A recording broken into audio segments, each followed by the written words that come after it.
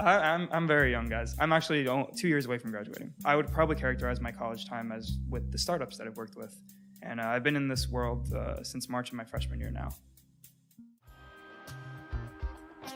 From the cubicle to the lab, the studio to the war room, climbing the corporate ladder, or joining a scrappy startup, experience a day in the life of the jobs you want. You're now listening to the Experience a Diddle podcast. You'll hear from professionals, entrepreneurs, and recent grads, all inspiring you to gain experience beyond the classroom and launch a career of your own. We're your hosts, Christabel and Matt Poe. Welcome to the first installment of Experience a Diddle's Starting Up in School series with SeaStraws founder and CEO, Antonio DiMeglio. In today's Experience episode, we're going to walk you through Antonio's job and college experience thus far as a full-time college student and full-time entrepreneur. It can be done, folks. Without further ado, let's jump right in.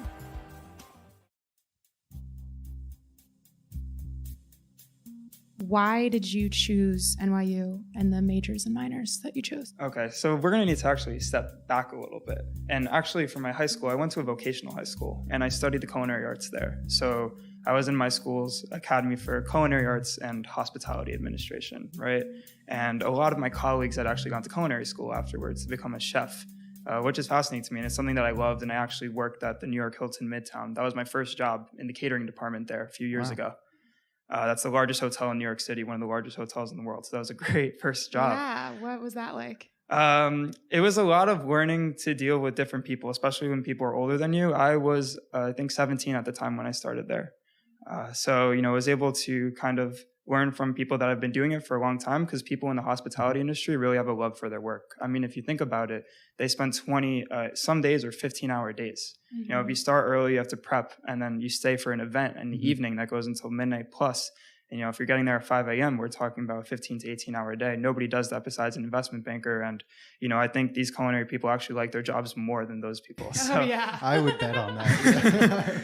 So there's something that's inherently important about learning about people that like what they do. And that's probably the thing that I took the most with me. So now we get to why I went into Stern, which is because I wanted to kind of move away from that path into something where I could still apply the principles that I learned in my vocational high school, but also apply it to kind of a broader business sense, right?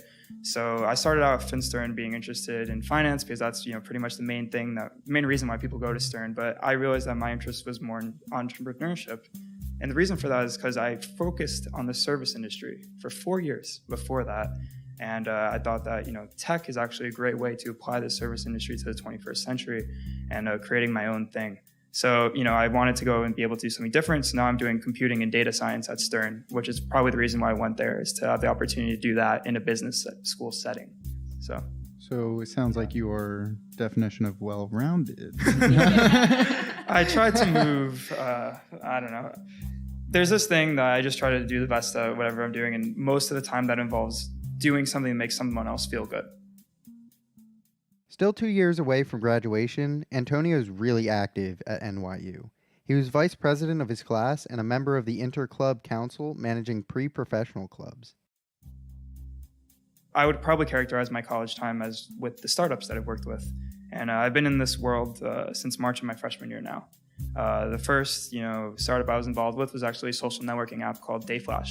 And I was employee number 3 there. So basically, the only 2 people that were there before me were the 2 co-founders, and they were 2 adults. So I was the first student that got onto this app. And it was a social networking platform that kind of, as I love to say as a freshman, blended Instagram and Snapchat at the same time.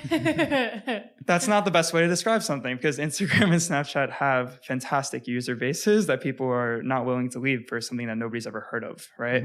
But, that was a great learning experience, because it allowed me to find a way to get core users. And because the product was free, it actually allowed me to find ways to creatively find people, right? Mm-hmm. And in a college setting, that's probably the best way to do it. So the way we did it was a community for creatives. So it was basically like Flickr, but it's Instagram. I hate to say it, like right. The logo looks like Instagram. Like the cool thing at that time was actually Instagram did not have disappearing individual messages when it first started. And we actually had that. So that's where the Snapchat comes in. Yes, that's where the Snapchat part came in. And we thought that was cool. And I think approximately 3 months later, Yeah, Instagram did that. But we actually got a pretty solid amount of users at NYU. And we started out specifically at NYU. And, you know, I got to build a team. And that was the first time I ever had experience building a team. And I was only a freshman at the time. You know, finding my friends and also others I knew had connections with clubs and other things. My first real business development experience was with a social media app. And it was fascinating. I mean, we got about 400 people on the app from nothing. The co-founders they're wonderful people. You know, one guy was a coder. The other one was more of a business development. You know, she was also fantastic. She was one of my first mentors in the startup world, probably my first one, actually. She wrote a reference for me recently. So if you're listening, you know, you're the best. You know who you are. She was really great. So she taught me pretty much how to scale a product, and that was really important. Okay, great. I think I'll tell you why I think you're perfect for this podcast. It's because I think you can serve as an example to all college freshmen, all high school people coming in, and they can kind of look at this and say, like you said, like my college experience can be, you know, summed up by the work experience I have. Yeah. You know, you don't have to wait to graduate. No, you don't. You don't have to even graduate, you know? Like then you hear the argument like, you need experience to get experience, but you can't get the job without experience. Yeah. So how is it getting that job from two adults as a college freshman? Like, what was the interview process like? I responded to a cold LinkedIn message. Okay. So she was just going out and finding young, energetic people to hop on board. So she was looking at like 5 specific schools. One of them was NYU. And, you know, I think she saw that in my LinkedIn profile, I had a class vice president, which meant that I probably had a good repertoire. My class was able to sway a lot of people all the time. So at least that's what she told me about it. And, you know, I got lucky. I remember taking the call very clearly. It was President's Day. I was home in New Jersey, Fort Lee, New Jersey, shout out, right across the George Washington Bridge. Fantastic place to grow up. I got a call. I took it out like this childhood park. It was my first taste of the startup world. And I realized that after a few minutes, it wasn't the typical interview that I would typically have. Cause I had interviewed for a couple like finance places for my freshman summer. And that was when I was like, wait, this can be my job. And I might actually be good at this. Cause she acted really impressed with a lot of the things I was saying. And it'd be fun. Yeah. Yeah. Right. and it's been a blast. Yeah. So that was like my first taste of the startup experience. And I honestly owe a lot to them, even though, you know, the project hasn't folded. It's actually still up there. I don't know. They don't have they terminated all of the people that worked for them at NYU, including myself. But, you know, being the first student involved with this, you know, employee number 1, I guess, or employee number 3, if you include the 2 co-founders, that was probably one of the most transformative experiences for me. After Dayflash with great experience under his belt and hunger to gain more, Antonio moved on to work with a startup coffee company called Lux Beverage. I needed a new job, so I found Alvi from Lux Beverage, who's, you know, Rupali from Dayflash was also a great mentor, but Alvi is the person that really made me who I am today, and he's the founder of Lux Beverage. Lux Beverage is a coffee company, but we don't just have coffee. We have coffee machines, coffee beans. It's a real supply chain organization, and the first thing I said today was I created a supply chain. The only reason I was able to do that was because I had experience in it. That's awesome. Lux Beverage has a great user base in New York City right now. All co-working spaces trying to compete with the behemoths of Keurig and Nespresso, 2 companies that are backed by multi-billion-dollar conglomerates behind them. And to be able to compete in an industry that is so competitive was really interesting to me because we had to find ways to differentiate our product. It also allowed me to work with a physical product, which was really interesting. And because our team was so small compared to the size of the company, you know, we had, you know, probably around 5 or 6 people only working for it. Despite the fact that we were a fully established company with, you know, hundreds of machines in operation around New York. You could see on the website, you have our little logo everywhere there's a machine, including exactly where we are right now, where there's 4. I think there might be 5 now. Yeah. there's 2 on this floor. I know that. Yeah. So yeah, I guess there's 5 now. So things grow fast. Yes. But I was able to do a lot because of the fact that I need to stretch myself so much. So I learned a lot about the operations of the role, and I did some social media. That's where I met Matt when I was doing an Instagram live here at the Alley. It's the way we mention it, you know. That was basically me and, you know, my partner Echo, who's actually now with me at SeaStraws doing our Instagram. She's fantastic. Oh, so you brought her on. Yeah, okay. yeah. Oh, so awesome. we both kind of moved on from what we were doing before and to start a new thing. We basically filmed a couple 5-minute videos for Instagram Live, so I got some social media experience in that. But, that was pretty much last summer was a lot of doing small things like that and, learning the sales process, even little things like working with Salesforce actually really help. I know you like Salesforce a lot. I love Salesforce. Getting into it hardcore recently. Yeah. So I actually started off just as like a salesman, pretty much as like not like a salesman, but a learning salesman. Because of course I was very young at the time still during that summer. But kind of worked into a role that we were growing fast enough where we needed some form of strategic direction beyond like, whatever Alvy could think of himself. Skills on skills on skills. But jobs and internships aren't the only way to gain experience and perspective. Antonio took a break from Lux Beverage to study abroad. I don't know if you guys actually know this, but I went to Italy for 3.5 months. Wow. And I studied abroad. Okay. Yeah, Wow. in between. And I don't know if we're going to get into, later I'm going to say that I'm reading Shoe Dog by Phil Knight. And it's actually a great experience to go abroad for a long time before starting your own startup. Yeah, really? Allowing myself to be uncomfortable is something that's really important. Especially being a startup founder, you might get some imposter syndrome a lot, which is a fascinating way of saying that you feel like you might not belong in certain places. And considering some of the roles I've had over the past year, despite my age, I've got that a ton of times, right? But when you go abroad, that feeling kind of goes away a lot. And the reason for that is because you're never actually at home there, right? You never actually should be exactly where you are at that point because you're not from there and it's a completely new place and you're basically just a tourist.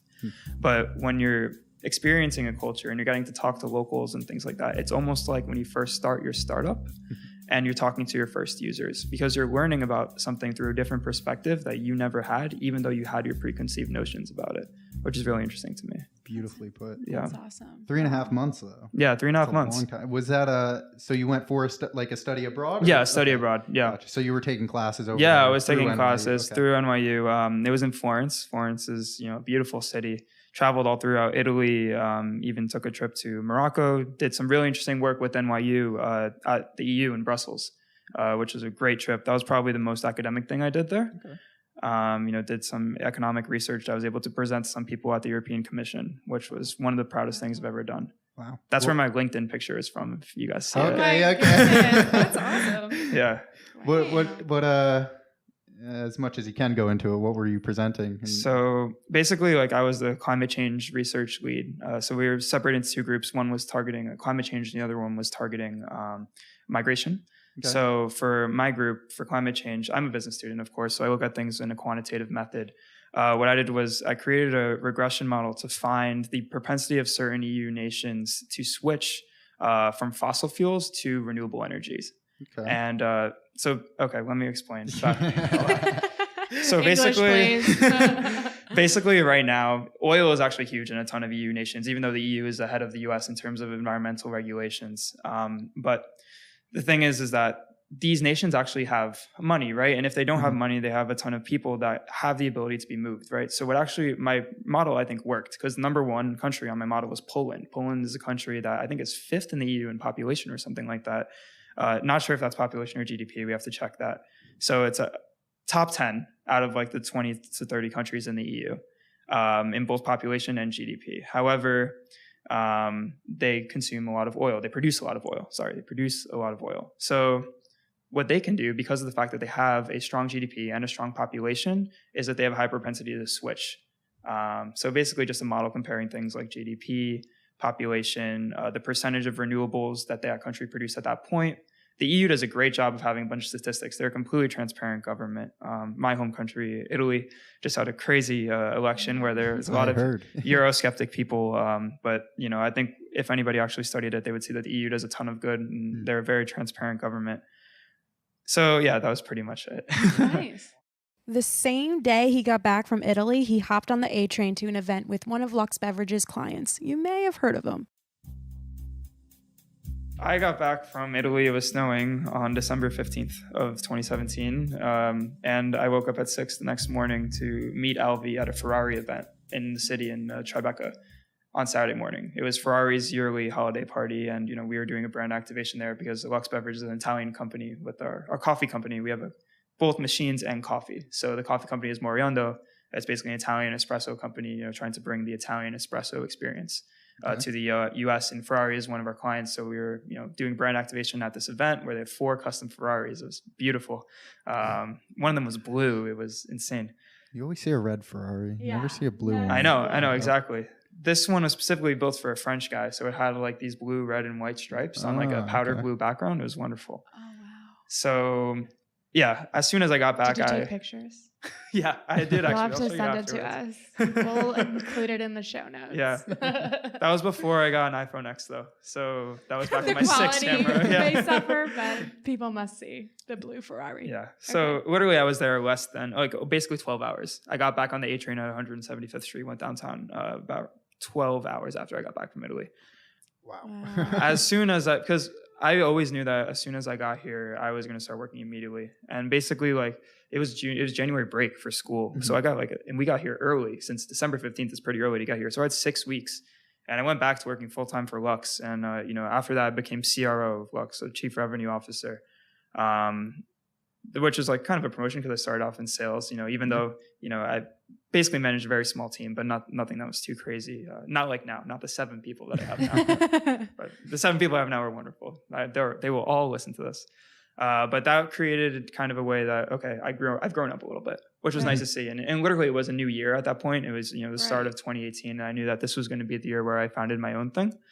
I had, done a lot of thinking, listened to a lot of podcasts when I was in Europe, especially traveling. I had this thing called airplane time that I wanted to bring with me back when I got to the US, which is when I would put my phone into airplane mode because I was literally on an airplane, and I would listen to a podcast and I would have a notepad and I would write down so many notes about what I was thinking of. And the idea I had throughout the time that I was abroad actually was not SeaStraws. So I wrote down all these notes and did this whole project about a different idea, and kind of even established it and got some traction for that idea while I was even in Europe.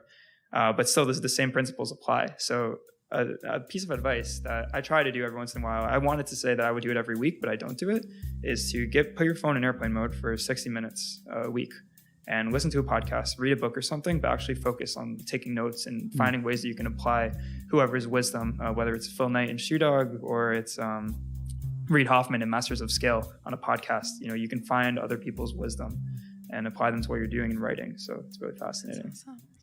Antonio left Lux Beverage to work on SeaStraws. Crazy story how that came about. So what had happened was... So basically I started working full-time on SeaStraws April-ish. Okay. Yeah, because we were going to have this call, remember? Earlier. And I said I wanted to wait as I developed. Yeah, I forgot about that. Yeah. We were going to interview you in the light of Lux Beverage instead. That's right. Oh my God. So that's full circle. It's kind of interesting. You're doing that whole project on climate change, right? Yeah. And now you're starting this whole thing, environmentally friendly and everything. That's like, what's actually crazy is I was looking for a picture on my phone that I took last summer, and I found that I had a picture that this restaurant had that said, "We don't use plastic straws." And for some reason, I took a picture of it. Wow. I did not remember taking the picture of it throughout. Subconscious. That's the subconscious mind at play, right? Oh my goodness. Yeah. Woo, I got chills. That's crazy. Yeah, I was shook when I saw it. That's awesome. Wow. If you find that picture, send it over. Yeah, I have it. Definitely have it. You definitely have it? Also with an iPhone 6. You got to send it. Antonio's story so far serves as proof that it's never too early to start chasing your dreams. Next, be sure to listen to Antonio's A Diddle episode to get an hour-by-hour account of a day in the life of a student entrepreneur, or studentpreneur, if you will.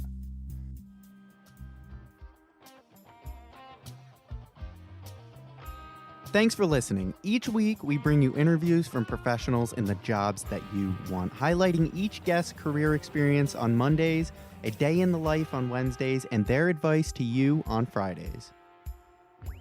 Visit our website, experienceadiddle.com, to find the show notes for this episode with all relevant links and photos. Also, don't forget to follow us on Instagram, LinkedIn, and Facebook at experienceadiddle. That's Experience ADITL. And of course, we're here to help all students make more informed career decisions. Visit our website to read all A Diddle articles from all different jobs and careers interviewed, written, and published for students by students. You can sign up to join the A Diddle Army at experienceadiddle.com/students, and let's grow together. We want to pay for your textbooks. As an ongoing contest, at the end of each semester, we'll randomly pick a winner from our subscribers who wrote us a review and buy all of their textbooks. So hit subscribe and tell us what you think about the show, and remember, you will be great.